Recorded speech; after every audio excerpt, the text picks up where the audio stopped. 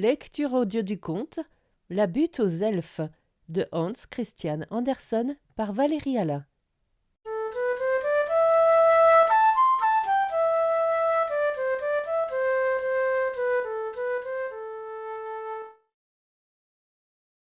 Des lézards couraient vivement dans les fentes d'un vieil arbre.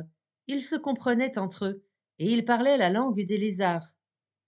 Quel bruit et quel vacarme dans la butte aux elfes, dit l'un des lézards. Voilà 2 nuits que je n'ai pas fermé l'œil à cause de ce tapage. Ce ne serait pas pis si j'avais mal aux dents, car alors je ne dors pas non plus. Il se passe quelque chose là-dedans, dit le second lézard. On laisse la butte monter sur 4 pieux rouges jusqu'au champ du coq. On a sérieusement aéré. Et les filles elfes ont appris de nouvelles danses où l'on frappe du pied. Il se passe quelque chose. Oui, j'ai causé avec un ver de terre de ma connaissance, dit le troisième lézard. Le ver de terre arrivait tout droit de la butte, où, nuit et jour, il avait fouillé la terre. Il avait beaucoup entendu. Il ne peut pas voir, le pauvre, mais pour ce qui est du toucher et de l'ouïe, c'est son affaire. On attend des étrangers dans la butte aux elfes, des étrangers de qualité. Mais qui? Le ver de terre ne voulait pas le dire, ou bien, sans doute, il ne le savait pas. Tous les feux follets sont commandés pour faire une retraite au flambeau, comme on dit. De l'argent et de l'or, dont il y a beaucoup dans la butte, seront fourbis et exposés au clair de lune. Qu'est-ce que ça peut être que ces étrangers? Demandèrent tous les lézards. Qu'est-ce qui se passe? Écoutez-moi ce bruit, quel tapage! À ce moment même, la butte aux elfes s'ouvrit, et une vieille fille elfe, qui n'avait pas de dos, mais était à part cela très convenablement habillée, arriva trottinant. C'était la vieille gouvernante du roi des elfes. Elle était sa parente éloignée, et portait sur le front un cœur d'ambre. Oh, comme elle tricotait des jambes, trip, trip! Sapristi ce qu'elle tricotait, et ainsi jusqu'au marais chez l'Engoulevent. Vous êtes invité à la butte aux elfes, c'est pour cette nuit, dit-elle. Mais vous ne voulez pas d'abord nous rendre un grand service et vous charger des invitations? Il faut bien vous rendre utile, puisque vous ne tenez pas maison vous-même. Nous aurons des étrangers de haute qualité, des trolls, qui sont gens importants, et c'est pourquoi le vieux roi des elfes se montrera. Qui faut-il inviter? Demanda l'Engoulevent. Bon, tout le monde pourra venir au grand bal, s'ils savent seulement parler en dormant ou faire un peu de ce qui est dans notre manière. Mais pour le premier banquet, il faut un choix rigoureux. Nous ne voulons que les gens les plus éminents. Je me suis disputé avec le roi des elfes, car j'estime que nous ne pouvons même pas avoir des spectres. Londin et ses filles doivent être invités d'abord. C'est vrai qu'ils n'aiment guère venir au sec, mais on leur donnera une pierre mouillée pour s'asseoir, ou mieux encore, et je pense qu'ils ne refuseront pas cette fois. Tous les vieux trolls de première classe, avec queue, Londin du ruisseau et les nix, il nous les faut. Et je pense que nous ne pouvons pas négliger la truie funéraire, le cheval fatidique et la gargouille. Il est vrai qu'ils font partie du clergé, qui n'est pas des nôtres, mais c'est là leur métier. Ils nous sont apparentés et nous font constamment des visites.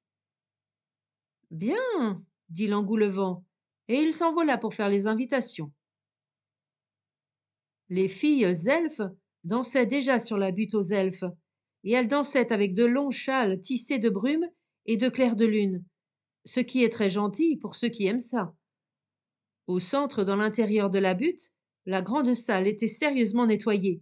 Le sol était lavé au clair de lune et les murs frottés avec du dard de sorcière. Ils brillaient comme des pétales de tulipes en pleine lumière. Dans la cuisine, il y avait des grenouilles en brochettes, des pots de couleuvres contenant des petits doigts d'enfant et des salades de frais de crapaud, des museaux de souris et de la ciguë, de la bière brassée par le brouillard, du vin de salpêtre de caveau funéraire, le tout de très bonne qualité. Clous rouillés et verres de vitraux d'église figuraient parmi les friandises. Le vieux roi des elfes avait fait fourbir sa couronne d'or avec de l'ardoise pilée. C'était de l'ardoise extra, et il est très difficile au roi des elfes de se procurer de l'ardoise extra. Dans la chambre à coucher, les stores étaient levés et attachés avec de la bave de couleuvre. On peut penser s'il y avait du bruit et du tapage. Maintenant, on va frotter au crin un matelas, et avec des brosses de soie de porc, et je crois que j'aurais fait ma besogne, dit la vieille fille elfe. Cher père, dit la plus petite des filles du roi, est-ce que je peux savoir qui sont ces étrangers distingués? Allons, dit le roi, il faut bien que je le dise. Deux de mes filles doivent se tenir prêtes au mariage. Deux vont sûrement partir mariées. Le vieux troll de là-haut en Norvège, celui qui habite l'antique field de Dove et qui possède tant de châteaux de roc en granit et une mine d'or qui vaut mieux qu'on ne le croit, vient ici avec ses deux garçons qui cherchent femme. Le vieux troll est un vrai vieux bonhomme norvégien loyal, simple et gai. Je le connais d'autrefois, lorsque nous buvions ensemble et que nous nous sommes tutoyés. Il était venu pour chercher sa femme. Elle est morte maintenant. C'était une fille du roi de la falaise à Mehen. Il a eu sa femme à l'œil, comme on dit. Oh, comme je suis impatient de voir le vieux troll norvégien. Les garçons, dit-on, seraient des enfants mal élevés, arrogants.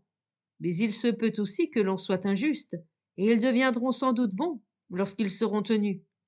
J'espère que vous leur apprendrez les usages. Et quand viennent-ils? Demanda l'une des filles. Ça dépend du temps et du vent, dit le roi des elfes. Ils voyagent à l'économie. Ils arrivent ici par un bateau d'occasion. J'aurais voulu les voir passer par la Suède, mais le vieux n'est pas de cet avis. Il n'est pas à la page, et je n'aime pas cela. À ce moment arrivèrent en sautillant deux feux follets, l'un plus vite que l'autre, en sorte qu'il arriva le premier. Les voilà, criait-il. Donnez-moi ma couronne, et je me tiendrai au clair de lune, dit le roi des elfes. Ses filles soulevèrent leurs châles et firent une profonde révérence.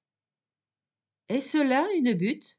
Demanda le plus petit des garçons, en désignant du doigt la butte aux elfes. Là-haut, en Norvège, nous appelons ça un trou. Enfant, dit le vieux, un trou descend, une butte monte. Où avez-vous les yeux?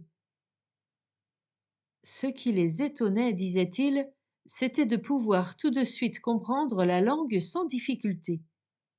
Allons, pas de bêtises, dit le vieux. On pourrait croire que vous n'êtes pas bien élevé. Et ils entrèrent dans la butte, où il y avait une société fort élégante. Ils y entrèrent avec une telle précipitation qu'on les aurait dit appeler à un son de trompette. Tout était propre et joliment disposé pour chacun.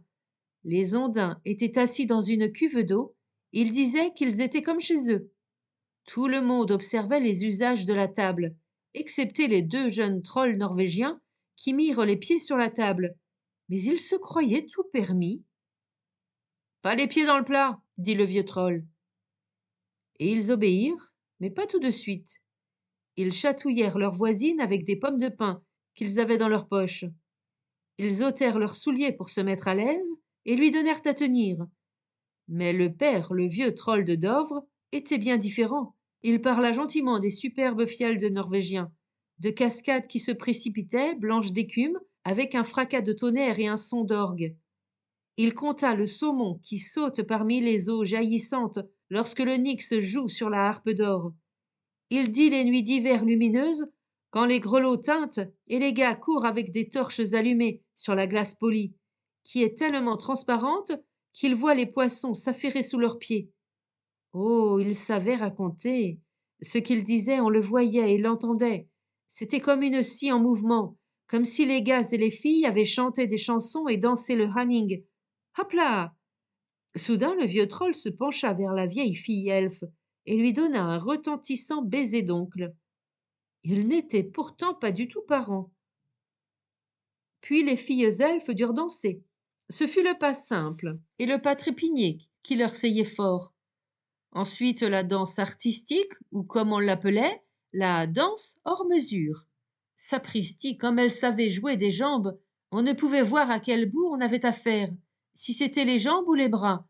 Les membres s'en mêlaient comme des copeaux de rabot, et elle tournoyait tellement que le cheval fatidique en fut malade et dut sortir de table. Dit le vieux troll, voilà un tohu-bohu de jambes. Mais que savent-elles faire de plus que danser, jouer des jambes et tourbillonner?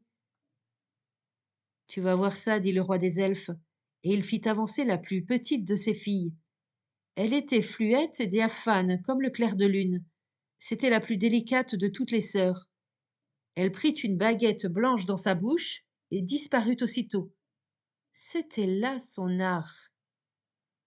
Mais le vieux troll dit qu'il n'aimerait pas cet art-là chez sa femme, et il ne croyait pas non plus que ses garçons l'apprécieraient. La seconde savait marcher à côté d'elle-même comme si elle avait une ombre, ce qui n'existe pas chez les trolls. La troisième était d'un tout autre genre. Elle avait pris des leçons à la brasserie du Marais, et c'était elle qui savait garnir de feu follet le tronc des aulnes. Elle sera bonne maîtresse de maison, dit le vieux troll, et il cligna des yeux au lieu de trinquer avec elle, car il ne voulait pas trop boire. Et arriva la quatrième fille elfe.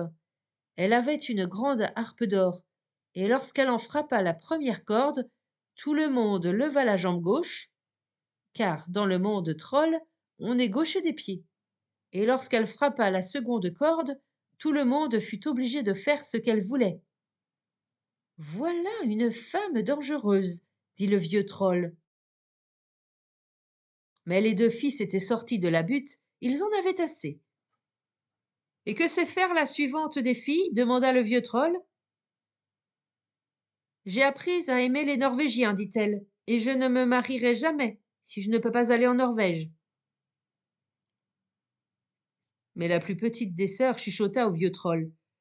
C'est tout simplement parce qu'elle a su par une chanson norvégienne que, lorsque le monde périra, les rochers norvégiens demeureront comme pierres commémoratives. C'est pourquoi elle veut aller là-bas, car elle a grand peur de périr. Oh oh, dit le vieux troll, la chanson est parvenue jusqu'ici, mais que sait faire la septième et dernière?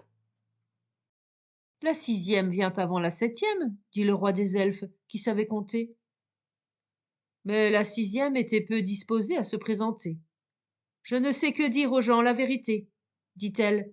Personne ne se soucie de moi, et j'ai assez à faire à coudre mon linceul. Vint alors la septième et dernière, et que savait-elle faire? Oh, elle savait dire des contes, autant qu'elle voulait. Voilà mes 5 doigts, dit le vieux troll. Dis-moi un sur chacun. Et la fille elfe lui prit le poignet, et il rit comme s'il gloussait. Et lorsqu'elle arriva au bâton d'or, qui avait un anneau d'or autour du corps, comme s'il avait su qu'il aurait des fiançailles, le vieux troll dit « Garde ce que tu tiens, la main est à toi. Je veux t'avoir pour femme moi-même. »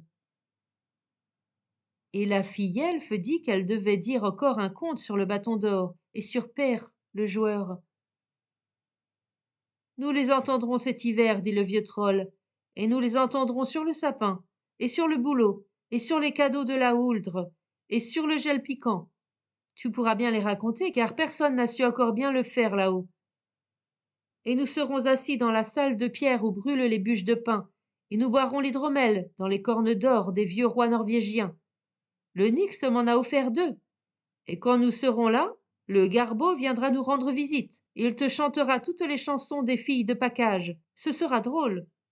Le saumon bondira dans la cascade et cognera le mur de pierre, mais il n'entrera pas. Oui, tu peux penser qu'il fait bon dans la chère vieille Norvège. Mais où sont les garçons? Oui, où étaient-ils, les garçons?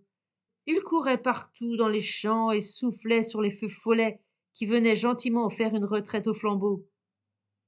Est-ce le moment de vagabonder? Dit le vieux troll. Voilà que j'ai pris une mère pour vous. Maintenant, vous pouvez prendre une tente. Mais les garçons dirent qu'ils préféreraient prononcer un discours et trinquer. Ils n'avaient pas envie de se marier. Ils prononcèrent des discours, trinquèrent et renversèrent leurs verres sur leurs ongles pour montrer qu'ils avaient bu jusqu'au fond. Puis ils ôtèrent leurs vestes et se couchèrent sur la table pour dormir, car ils ne se gênaient pas. Et le vieux troll dansa tout autour de la salle avec sa jeune fiancée, et il changea de souliers avec elle, car c'était plus élégant que d'échanger des anneaux. Voilà le coq qui chante, dit la vieille fille elfe qui dirigeait le ménage. Il faut fermer les volets pour que le soleil ne nous consume pas. Et la butte fut close. En dehors, les lézards couraient, montant et descendant les crevasses de l'arbre, et l'un disait à l'autre « Oh, qu'il me plaît, le vieux troll norvégien !»« Je préfère les garçons, dit le ver de terre. Mais lui ne pouvait pas voir, pauvre bête.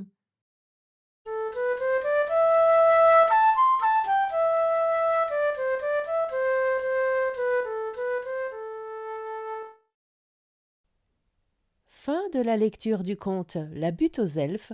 Merci de votre écoute. Je vous rends vos oreilles, cœur avec les doigts.